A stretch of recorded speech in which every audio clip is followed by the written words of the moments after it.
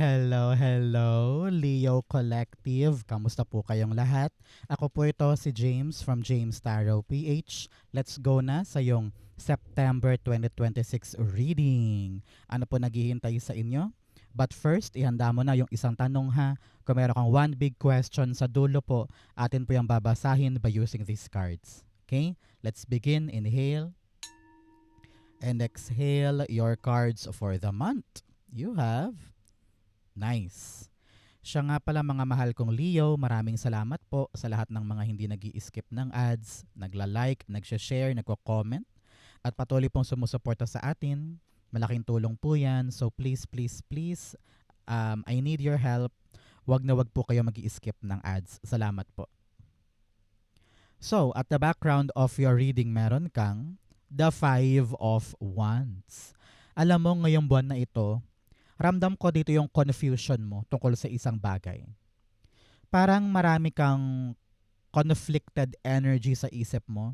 Halimbawa, balak mong gawin to, gawin yon, gawin yan, pero hindi mo alam kung paano siya sisimulan o kung paano siya tutulayan. No? Sa panahon to for you, Leo, na make up your mind. Kailangan meron kang solid na plano and stick to it.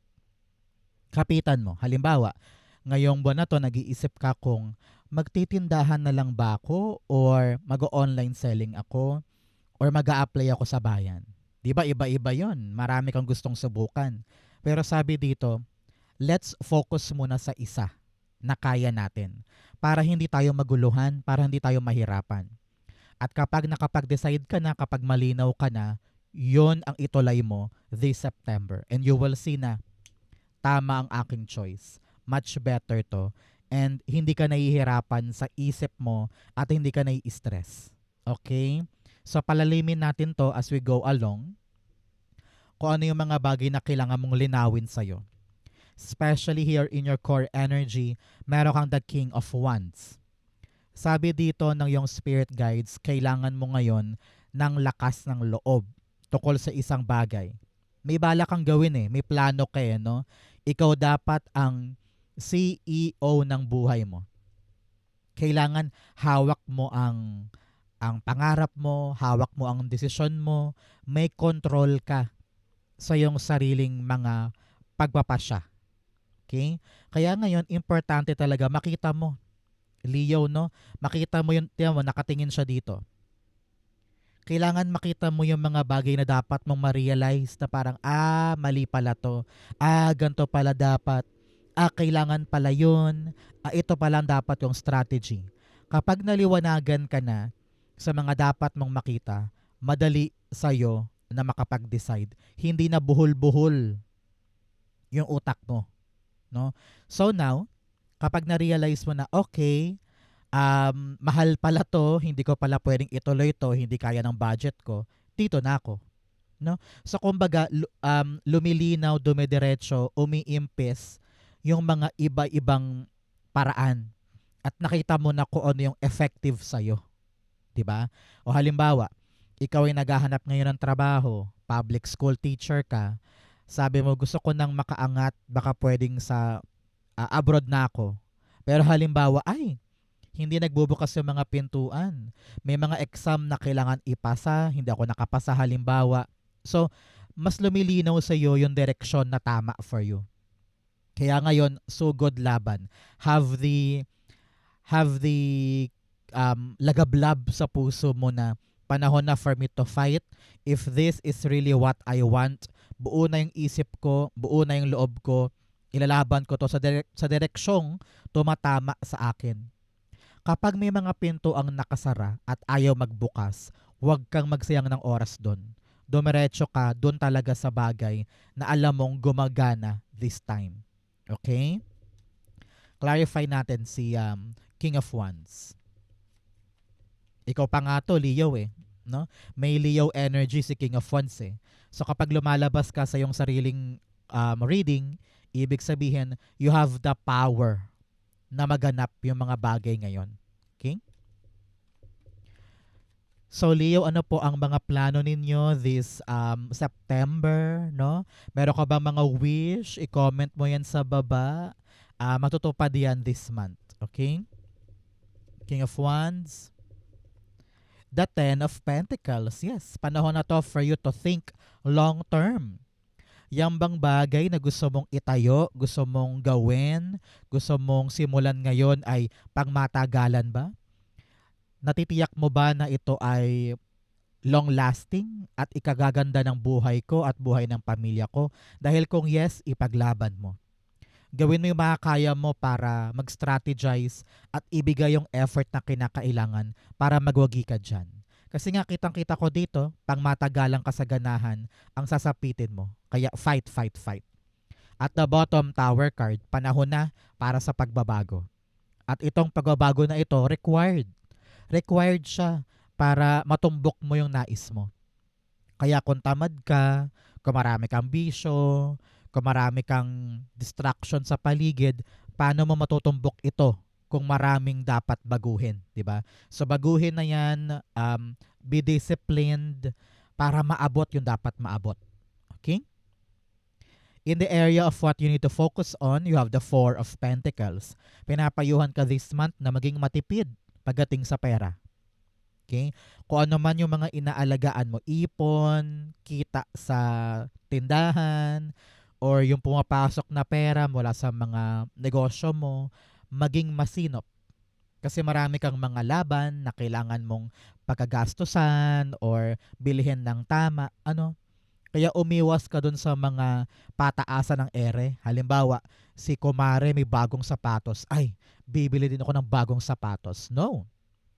Hindi mo kailangang tumapat sa kanila pagdating sa mga material na bagay.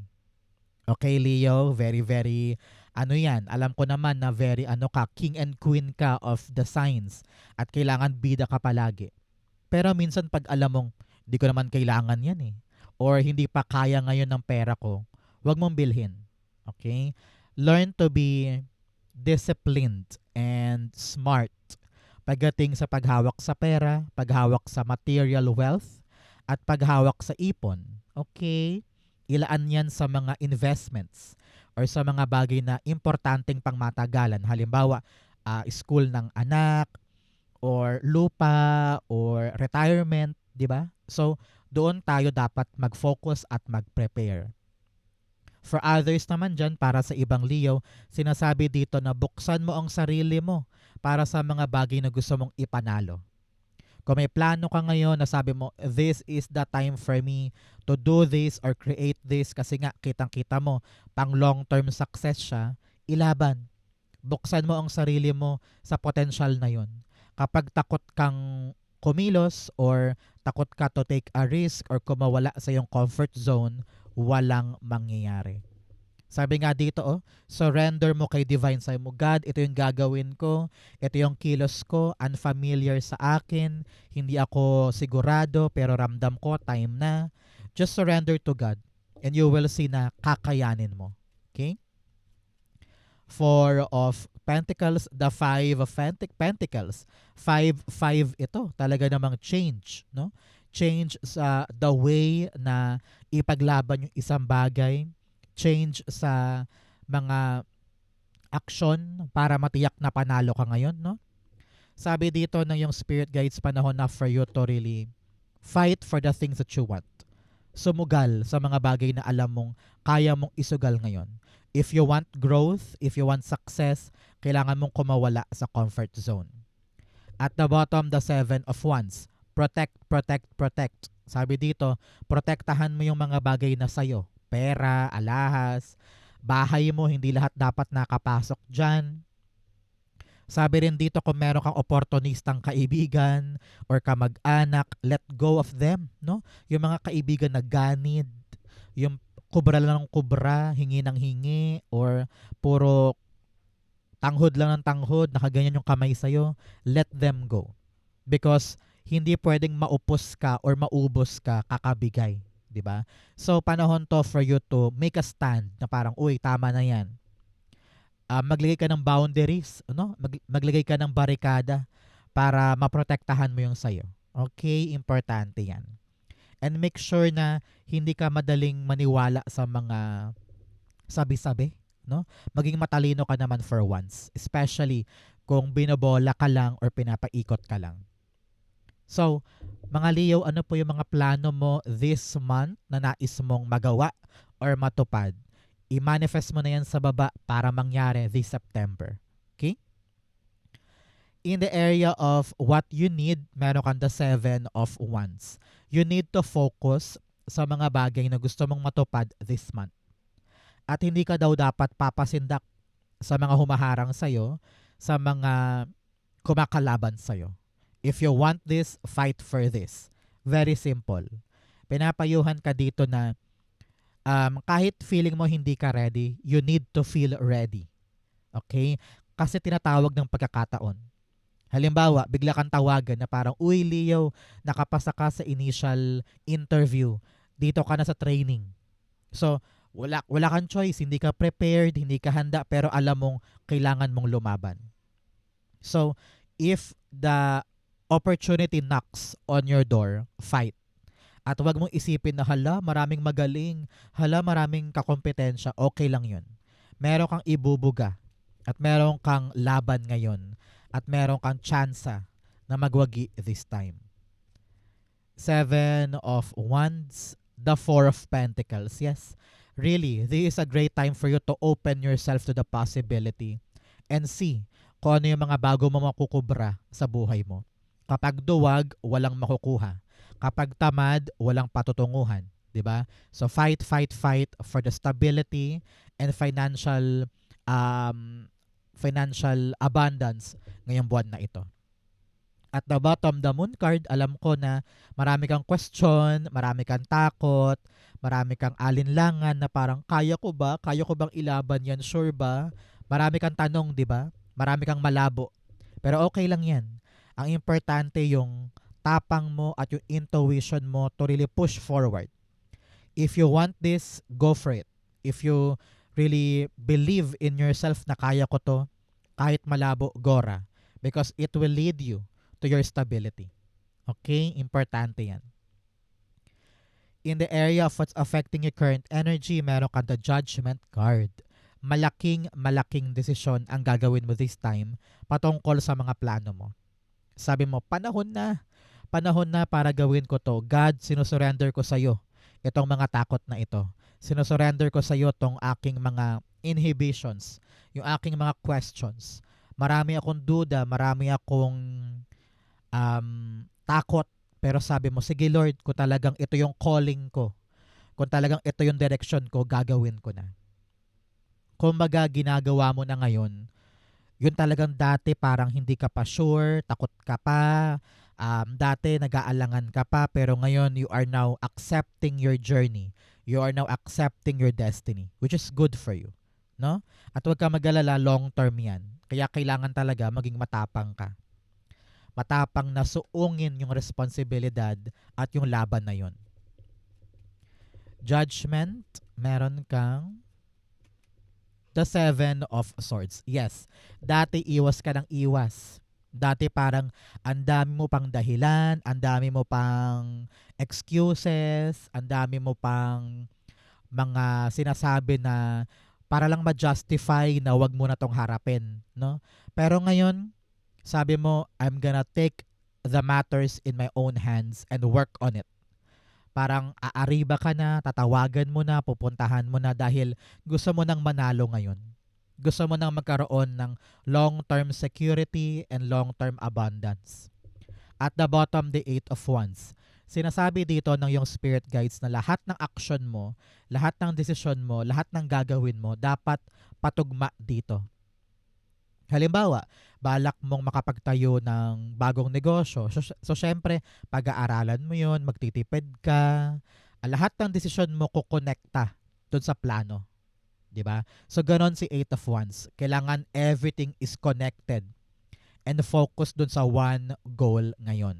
Example, plano mong makabili ng bahay or makalipat sa isang mas maayos na renta. Halimbawa lang. So mag-iipon ka, maghahanap ka ng real estate agent, maghahanap ka ng kapital para meron ka pang hulog doon. Kumbaga, everything affects your every move para makadiretso ka, no? So, Sabi dito, tahimik ka lang, quiet ka lang, huwag ka munang mamalita dyan, huwag mo munang i-broadcast sa iba't ibang tao. Do this in silence. Work in silence and just surrender to God. Sabi mo, God, ito yung gagawin ko, guide me. Bibilis yan. And this is a big indication that you are on the right road. You're on the right path. Okay? In the area of your near future, you have the Page of Swords. Ang tabayanan mo, 11 days or 11 weeks after watching this video, merong darating na good news. Ito na yung kumpirmasyon ng pagpanalo mo sa bagay na ito. Maaring tawagan ka by chat or by email, maaring ganon, iba't ibang mode of communication. Darating yung kumpirmasyon na yes, nakuha ni Leo, yes, approve si Leo, yes, pasado si Leo, parang ganon. So, antabayanan po ang good news na magagamit mo forward in your life. Okay? Page of Swords, sinasabihan ka rin dyan, Leo, na maging curious ka. Magtanong-tanong. Lahat ng impormasyon na kailangan mo makuha, kunin mo to improve the way of your life. Page of Swords, the Strength card. Yes. Nagpakatatag ka, nagpakatibay ka, naghintay ka. At nagbunga yung pagtitiis na ganyan. No? Nagtiis ka kinaya mo lahat kahit pagod ka na, puyat ka na hirap ka na, kakapila, pabalik-balik ka pa, lahat tiniis mo. And here you are, may darating po na magandang impormasyon na magpapasabi ka na yes, natapos din, yes, nakasurvive din, yes, nagawa ko din. So, your hard work and patience really pay off pagdating sa bagay na ito. Yes, King of Pentacles, sigurado na, stable na, iyo yung tagumpay ngayon at paglago ngayon. So, something permanent, something long-term, at talagang successful is coming to you. Congratulations. In the area of your challenge, meron kang the Chariot card. Atras abante ka. Yun ang problema mo, Leo. No? Atras abante ka sa mga bagay na dapat mong asikasuhin na. Minsan, hahakbang ka na, pero kinabukasan, urong. Tapos, next month na ulit. No? So, be consistent in your effort to win. Kahit pa mahirap yan, kahit pa magulo yan, kahit pa nakakaubos ng lakas yan. Pero kung paandap-andap ka at lumalayla yung effort mo, walang mangyayari. Mabagal yung andar or mabagal yung development. So be consistent in your effort to charge forward. Panahon na talaga to for you to begin something. Meron ka pang isang bagay na pinapaantala mo. No? Sa panahon to for you to really charge forward. Nasa kamay mo ang manibela. Wala kang ibang sisisihin sa mga mangyayari kundi sarili mo din. Kung ikaw ba'y aariba or aatras. Chariot card, the Seven of Cups. Minsan, nalilito ka. At minsan, marami kang distraction na parang, ito gagawin ko, biglang boom. Ay, ang ganda nun. Nawili ka dito, nakalimutan mo na to. No? Kaya nga sabi ko dito kanina, 'di ba, na parang focus ka lang. Focus ka sa goal mo, idire-diretso mo 'yon. Dito marami kang distraction, maraming mga sumasagabal na nakakaantala sa iyo. Para siyang commercial break, no, na imbes sa panoorin mo ng buo, may commercial sa TV, 'di ba?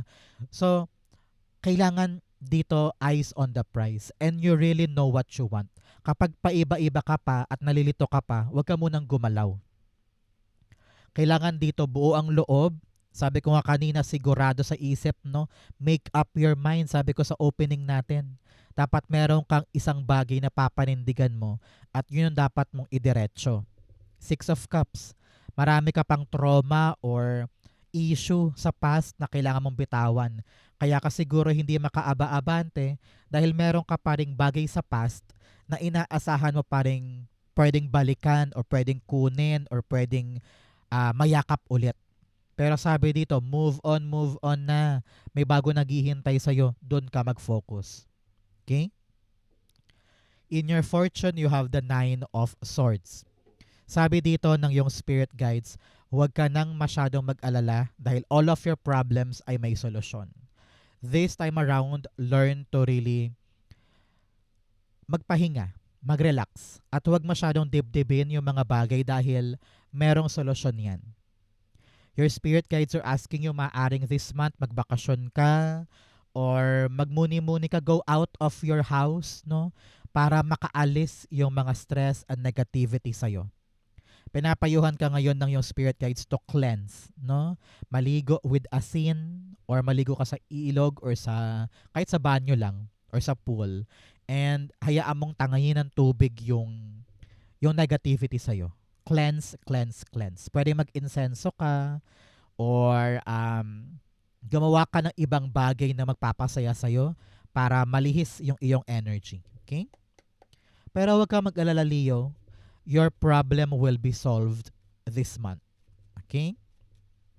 Nine of Swords, the Two of Pentacles. Yes, play hard, work hard. Ito yung buwan kung saan kahit busy ka sa isang trabaho or busy ka sa isang bagay na pinagpupuyatan mo, may panahon ka pa rin para magsaya. So, balancing buhay na parang, ay, bakit ko ba to dinidibdib? Tara nga sa parke, mag-enjoy naman tayo or videoke naman tayo. This month, you will try to balance everything. Marirealize mo yun na parang, ano ba yan, napaka-down ng energy ko kasi naman, nakafocus lang ako dito. So, let's rebalance our life. Magsaya, maglibang, maglaro, magparty, and then sa umaga, focus sa work. No? Balanse ang kailangan mo. High Priestess, magtiwala ka lang. Marami ka mang mga tanong, marami ka mang mga inaalala. If you could just trust God and trust yourself, everything will be fine. Okay? In your divine messages, meron kang the Hermit card. Si Hermit dito, sabi ng yung spirit guides na panahon to for you to really find what makes you happy. Sabi ko nga kanina, panahon to for you para magbakasyon or magmuni-muni alone, no? Because yung mga time alone, diyan liliwanag yung direksyon. Hindi magulo, no? Kaya kung naguguluhan ka ngayon, have some time for yourself. Yung mga pansarili lang na magganchilyo ka, mag-exercise ka mag-isa or lakad-lakad sa mall mag-isa, yung moment of solitude will lighten your life. At makikita mo na, yun pala yung solusyon. Kasi kapag tahimik yung lugar mo o tahimik yung paligid mo, diyan ka maliliwanagan sa mga bagay-bagay. Okay? Hermit card, the Lover's card. Okay? Kung unahin ko na muna yung mga naghahanap ng love life, sabi dito, mahanap ha. You will find your soulmate match this time. And this is something that is really seryoso and long-lasting. Meron kang iiwanan na hindi para sa'yo at ready ka nang tanggapin yung bagong estado ng pag-ibig this time. So sa mga love life dyan na nagsasearch, there will be one. Congrats. For others, sabi dito, ready ka nang hanapin talaga yung magpapa-fulfill sa'yo na mamahalin mo. At kung ano man tong choice na ito, it will be fruitful sa'yo.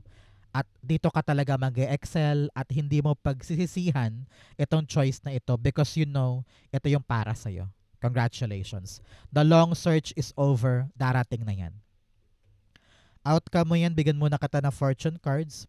You have Tulip, great passion. Oh, sabi ko nga, may passion, may pag-ibig, may pagmamahal sa isang bagay. Gawin mo yon because that will lead you to your success.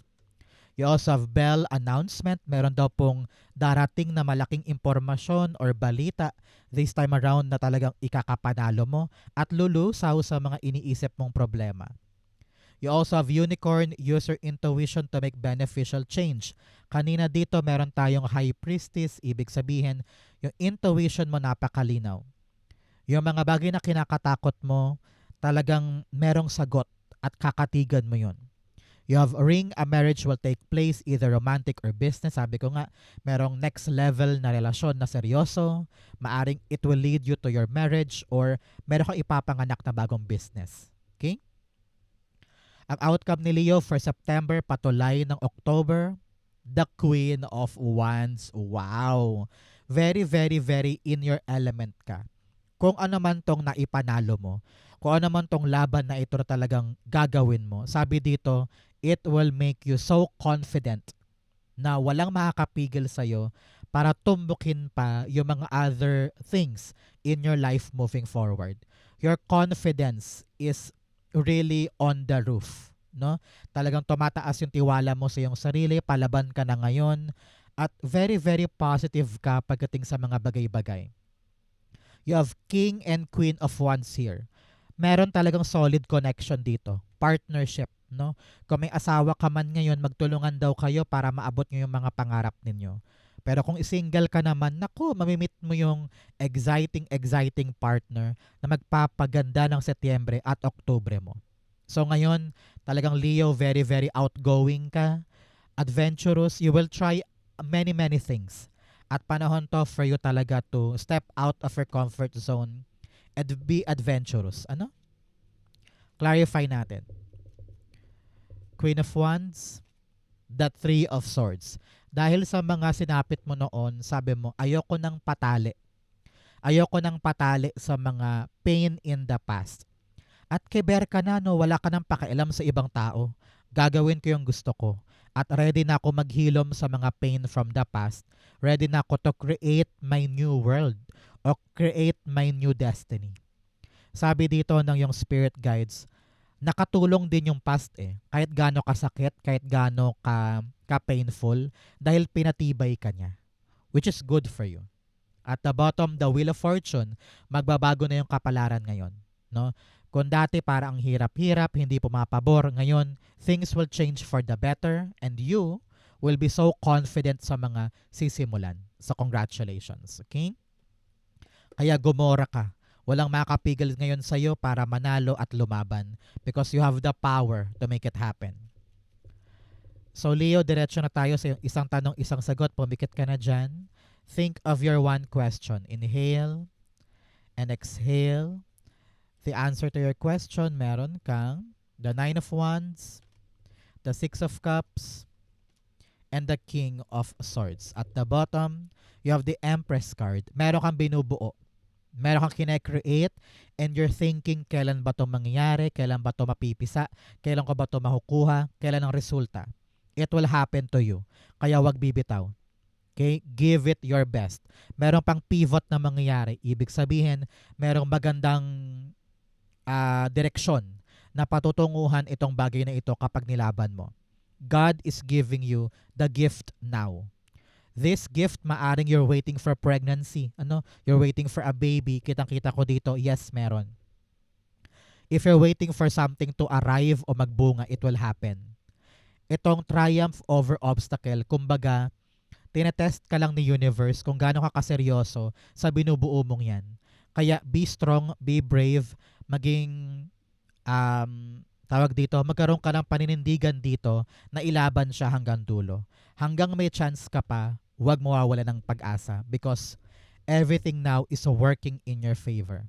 This gift, this creation will be good para sa'yo. So, magkaroon ka ng headstrong, matibay na isip, matibay na katawan, at willpower to create this because this will be beautiful. Okay?